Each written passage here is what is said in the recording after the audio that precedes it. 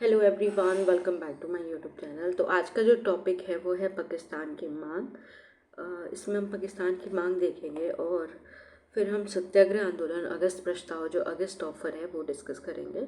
So let's get started. इसमें PYQ like आपके UPSC IAS के एग्ज़ाम के क्वेश्चंस होंगे और एमबीबीएस छत्तीसगढ़ बीपीएससी के एग्ज़ाम के क्वेश्चंस होंगे। सो देखते हैं पाकिस्तान की मांग कब होती है। तो मुस्लिमों के लिए पृथक देश या होमलैंड की प्रथम बार जो निश्चित अभिव्यक्ति होती है वो वर्ष 1930 के मुस्लिम लीग के इलाहाबाद अधिवेशन में इकबाल अध्यक्षीय भाषण में हुई थी।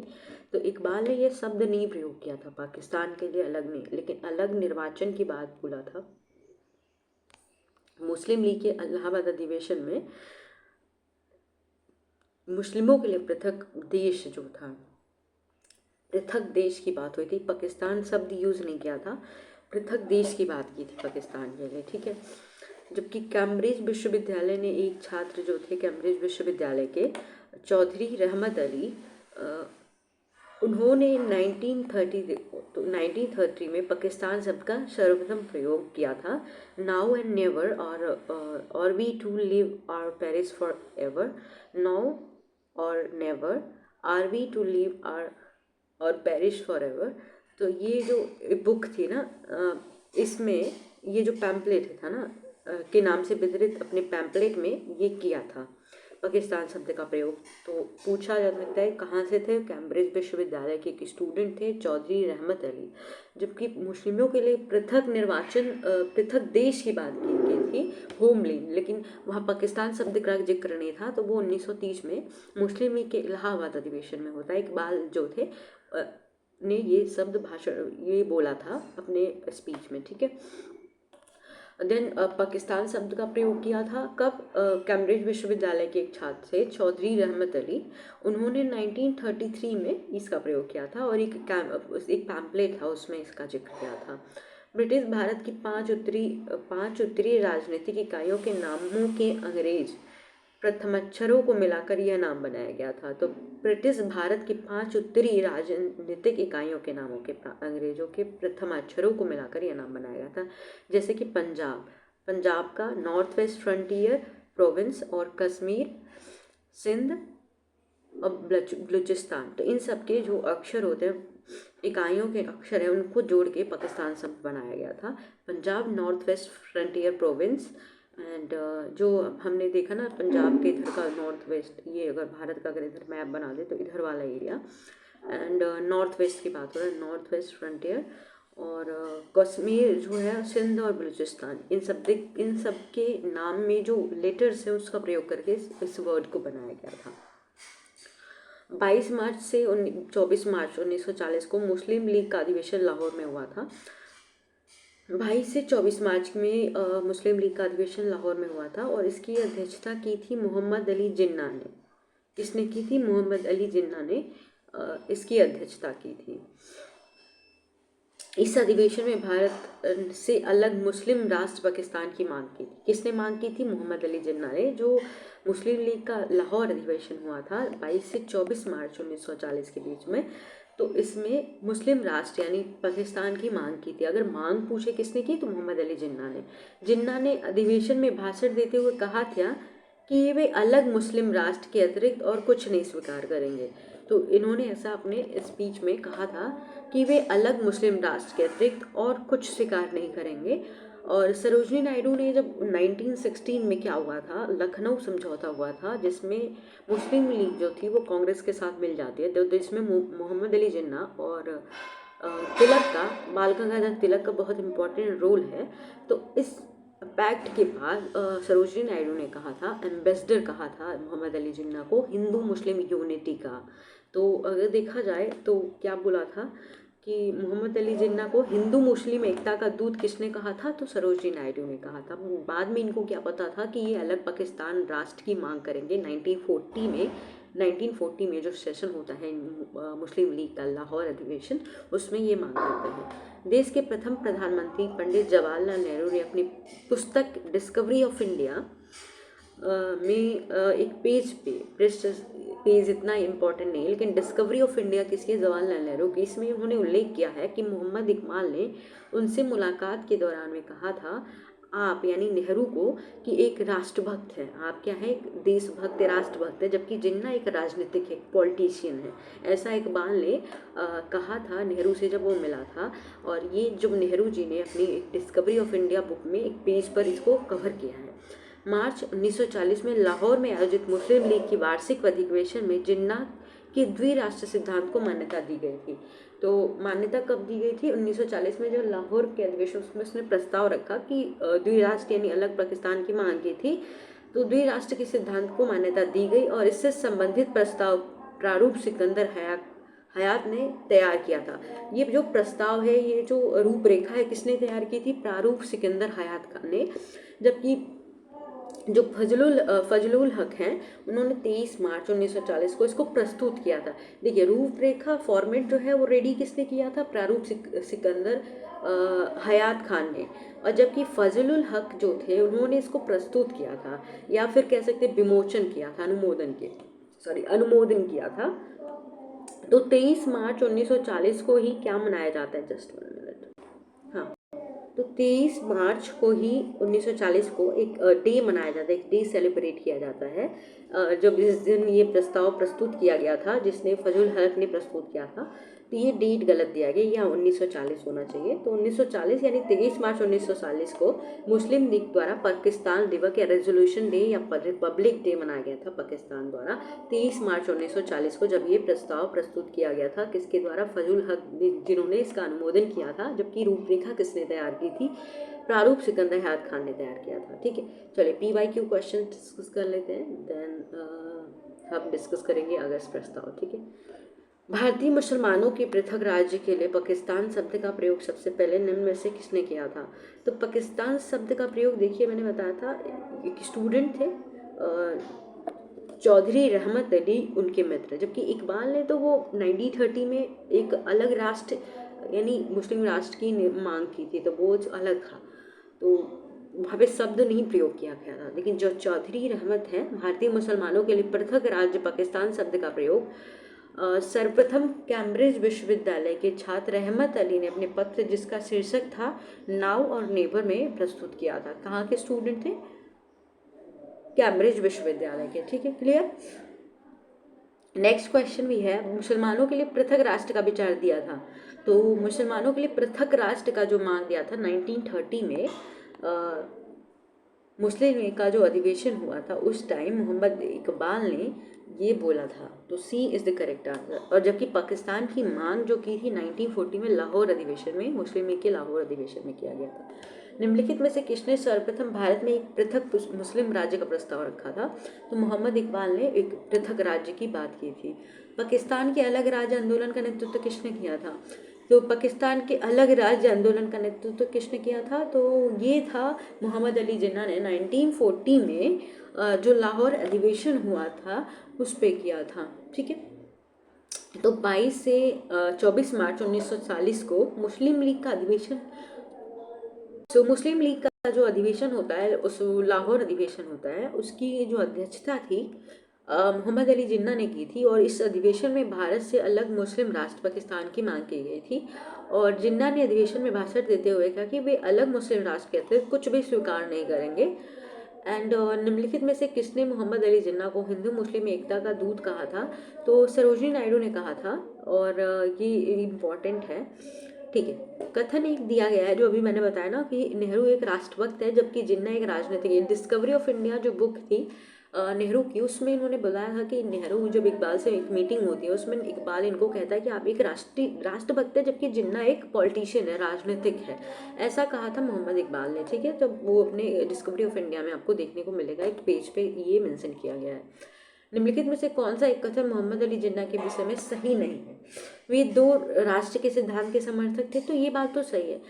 उन्होंने 1940 में मुस्लिम लीग के लाहौर वार्षिक अधिवेशन की अध्यक्षता की थी, तो ये बात भी सही है। उन्होंने इसी में पाकिस्तान की मांग की थी और बोला था इसके अलावा मैं कुछ स्वीकार नहीं करूँगा। असहयोग आंदोलन में उन्होंने भाग नहीं लिया था, तो ये बात भी सही है। असहयोग आंदोलन के दौरान ही इन्होंने बोला था, इसने असहयोग आंदोलन में भाग नहीं लिया था। जबकि रविन्द्रनाथ टैगोर भी बोलते हैं बेकार में हम मतलब चीज़ें जला रहे हैं, होली जला रहे हैं, ये बर्बादी है। सब रविन्द्रनाथ टैगोर ने भी बोला था। वे सदैव डायरी रखते थे, ये गलत है, ये क्वेश्चन गलत हो जाएगा। तो ये जो क्वेश्चन नहीं है, ये ऑप्शन गलत हो जाएगा। मुस्लिमों के लिए पृथक देश की प्रथम बार एक निश्चित अभिव्यक्ति कहाँ हुई थी? तो पृथक देश की बात करें तो 1930 में जो मुस्लिम के इलाहाबाद अधिवेशन हुआ था, उसमें एक पृथक राष्ट्र का बात किया गया था। तो मुस्लिमों के लिए एक पृथक देश की बात की थी, इकबाल ने किया था, जबकि पाकिस्तान शब्द का प्रयोग इस टाइम नहीं किया गया था। ठीक है, और पाकिस्तान शब्द जो बना है ना, वो देखिए 5 जैसे अभी बताया ना, सिंध, पंजाब, कश्मीर, बलूचिस्तान, इन सब के नाम को जोड़ के बना है। नाउ एंड नेवर पैम्पलेट किसका था? तो ये देखिए बताया था ना, ये रहमत अली का था। ठीक है, एक स्टूडेंट थे, इन्होंने ही पाकिस्तान शब्द का प्रयोग किया था और इसी पैम्पलेट में उसका जिक्र था। मुस्लिम लीग द्वारा पाकिस्तान की स्थापना की मांग करने वाला प्रस्ताव पारित किया गया वर्ष था। मुस्लिम लीग द्वारा पाकिस्तान की स्थापना की मांग करने वाला प्रस्ताव पारित किया गया वर्ष था। तो प्रस्ताव जो था 1940 में पारित किया गया था और 23 मार्च को किया गया था। तो 23 मार्च को किसने प्रस्ताव पारित किया था? तो ये भी पता होना चाहिए, फजल हक थे। और जबकि रूपरेखा जिसने तैयार की थी, तो वो नाम ही याद रहना चाहिए। तो 1940 में 23 मार्च को क्या होता है, देखिए 23 मार्च 1940 को क्या होता है कि इसमें प्रस्ताव पारित कर दिया जाता है और स्वीकार भी कर लिया जाता है द्विराष्ट्र का। तो इसमें इसी दिन को resolution day, Pakistan resolution day या पाकिस्तान डे सेलिब्रेट किया जाता है 1940 को, 23 मार्च को। मुस्लिम लीग द्वारा पाकिस्तान का प्रस्ताव पारित किया गया था, तो मार्च 1940 को किया था। 22 से 24 मार्च में अगर देखें तो 23 मार्च को हुआ था 1940 में। वर्ष 1940 में मुस्लिम लीग के अधिवेशन में पाकिस्तान के सृजन का प्रस्ताव किसने रखा था? देखिए सृजन का प्रस्ताव किसने रखा था, तो अगर देखा जाए तो यहाँ पे हमारे ऑप्शन में है नहीं। खलीक उजमा अगर देखें तो हमने अब ऊपर देखा ना, देखिए खलीक उजमाम जो है क्या हुआ था, पहले तो ये समझिए पूरा बैकग्राउंड। 23 मार्च 1940 को मुस्लिम लीग के वार्षिक अधिवेशन लाहौर में हुआ था। पाकिस्तान प्रस्ताव के पास किया गया इसमें, जिसके तहत भारत विभाजन कर पृथक मुस्लिम राष्ट्र पाकिस्तान की मांग की गई थी।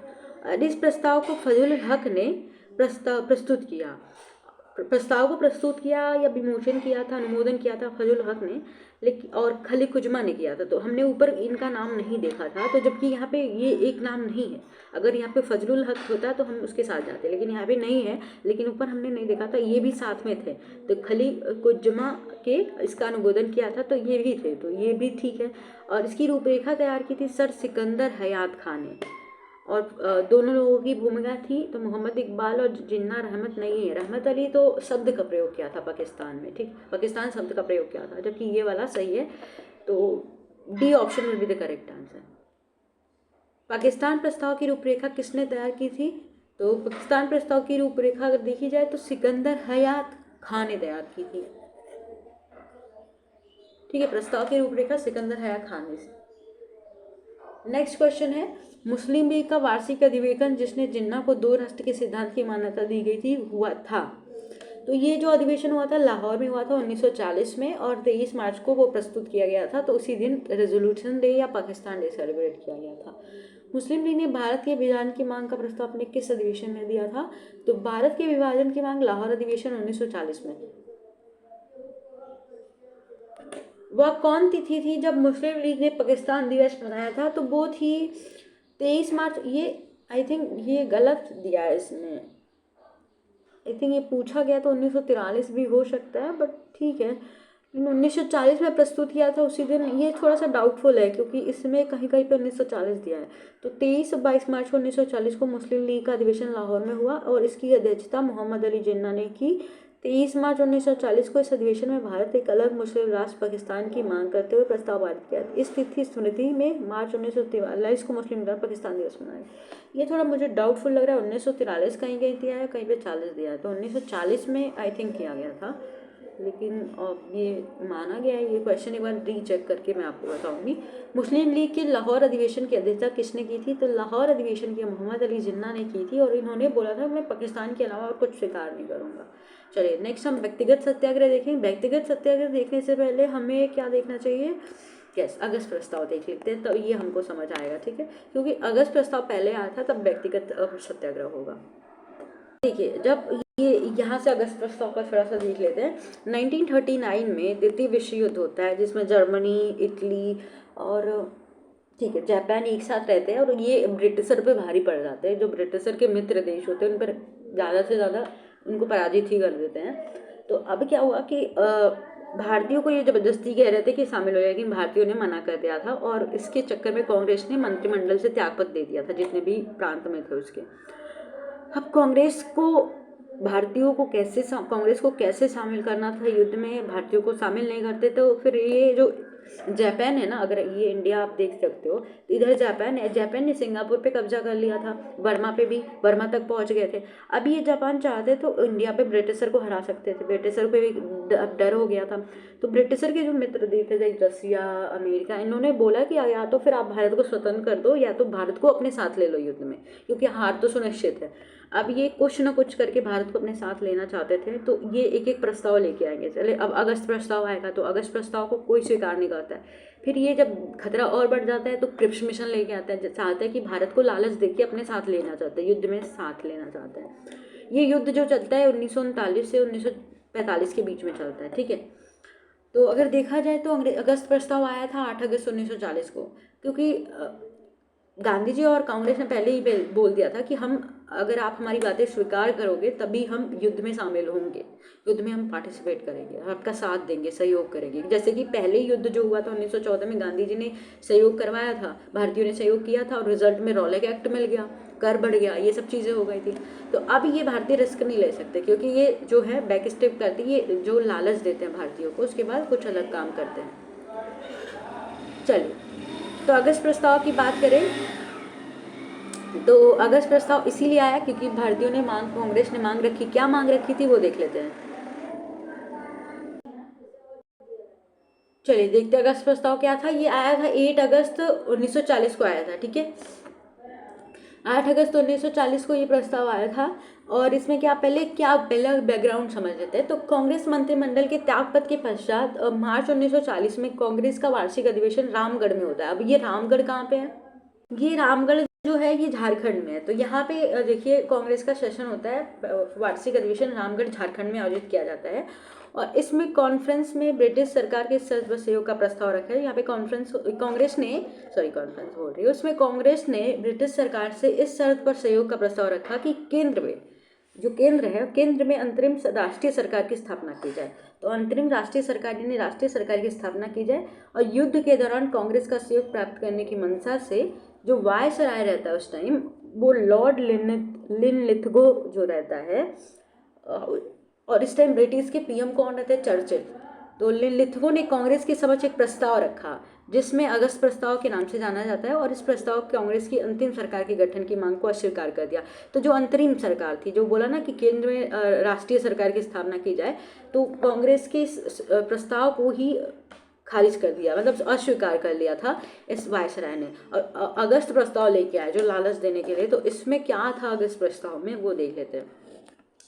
वायसराय की सलाहकारी परिषद का विस्तार किया जाएगा, तथा जो कार्यकारी में है जो भारतीय प्रतिनिधियों की जो संख्या है उसको बढ़ा दी जाएगी। ये उस प्रस्ताव में पॉइंट्स थे। युद्ध के पश्चात प्रतिनिधिमूलक संविधान निर्माती सभा की स्थापना की जाएगी, यानी कॉन्स्टिट्यूशन बनाने की एक असेंबली बनाई जाएगी, संविधान बनाने की, जो भारतीयों को दी गई। ये बाद में क्रिप्स मिशन में भी यही होता है, क्रिप्स मिशन में भी यही लेके आते हैं। युद्ध संबंधित विषयों पर एक परामर्श समिति का गठन किया जाएगा, ये प्रावधान था। भारत का शासन किसी भी ऐसे समुदाय को नहीं सौंपा जाएगा जिसका विरोध कोई अन्य प्रभावशाली वर्ग कर रहा हो।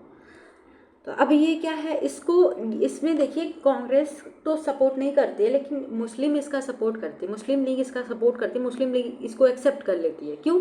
क्योंकि मुस्लिम लीग को ये बताया दिया जाता है कि हम अलग पाकिस्तान बनाएंगे, ये बात बोल दी जाती है कि हम ये करेंगे, तो मुस्लिम लीग इसको सपोर्ट में आ जाती है। जबकि कांग्रेस ने इसमें डोमिनियन स्टेट्स का दिया जाता है, डोमिनियन स्टेट का दे दिया गया, तो फिर जो कांग्रेस है वो तो बिल्कुल नहीं मानेगी, तो कांग्रेस ने बिल्कुल नहीं माना, इसमें डोमिनियन स्टेट का भी बोला था। तो कांग्रेस ने अगस्त प्रस्ताव को पूरी तरह से अस्वीकार कर दिया था, जबकि जवाहरलाल नेहरू ने कहा था जिस अधिराज्य के विचार पर यह प्रस्ताव आधारित है वह दरवाजे में जड़ी जंग लगी कील की तरह है, ऐसा नेहरू ने कहा था। मुस्लिम लीग ने अगस्त प्रस्ताव का स्वागत किया था, क्योंकि उसमें यह प्रतिज्ञा थी कि भावी संविधान उनकी अनुमति से बनेगा। तो ये था कि जो संविधान बनेगा वो इनकी अनुमति से बनेगा, और मुस्लिम लीग ने इसको स्वीकार कर लिया था। ठीक है, तो ये अगस्त प्रस्ताव था। अब देख लेते हैं हम सत्याग्रह आंदोलन। अब इसके बाद क्या होता है कि गांधी जी अब जब कांग्रेस इसको अस्वीकार कर लेती है तो गांधी जी व्यक्तिगत सत्याग्रह करने को बोलते हैं, यानी सभी लोग अपना अपना करेंगे, व्यक्तिगत सत्याग्रह, इंडिविजुअल सत्याग्रह करने को बोल देते हैं। अगस्त प्रस्ताव की जब अस्वीकार कर लेते हैं, तो यही अब बैकग्राउंड है, अब समझ गए आप। तो अगस्त प्रस्ताव को पूरी तरह अस्वीकार करते हुए कांग्रेस ने गांधी जी के नेतृत्व में व्यक्तिगत सत्याग्रह शुरू किया था। ये सत्याग्रह कहाँ से शुरू किया गया था? यरवादा नहीं, पवाना।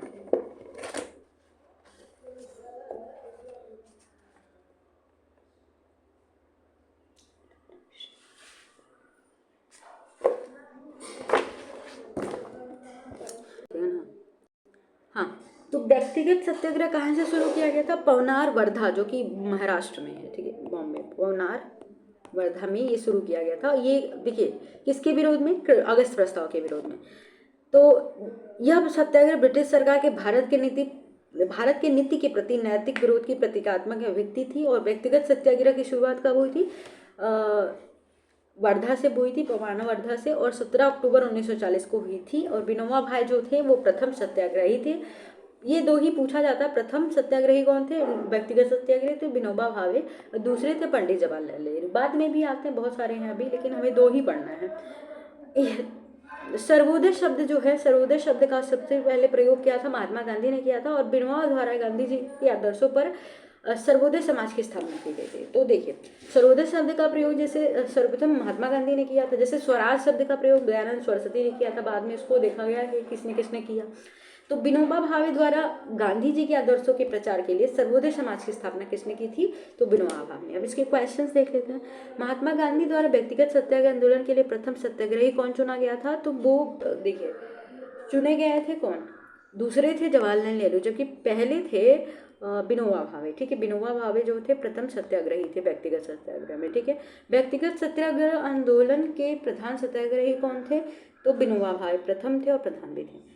व्यक्तिगत सत्या जो इंडिविजुअल सिविल डिसोबीडियंस है, आरंभ किया गया था, तो विनोबा भावे ने किया था, आरंभ किया। ठीक है, व्यक्तिगत सत्याग्रह में विनोबा भावे का प्रथम सत्याग्रही चुना गया था। दूसरा कौन था? तो दूसरा थे पंडित जवाहरलाल नेहरू। ठीक है, क्लियर। सर्वोदय शब्द का प्रयोग सर्वप्रथम किसने किया था? तो सर्वोदय शब्द का प्रयोग सर्वप्रथम किसने किया था? महात्मा गांधी। और सर्वोदय समाज की स्थापना विनोबा भावे करते हैं। नेक्स्ट वीडियो में हम क्रिप्स मिशन डिस्कस करेंगे।